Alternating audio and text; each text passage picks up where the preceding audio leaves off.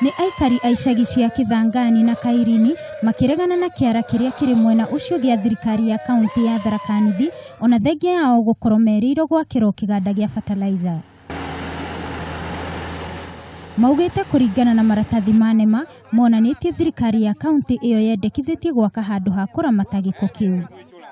Hakuna vile tunaweza kuwa tunatengeneza fertilizer, hakuna hata nyumba moja imeanza kujengwa.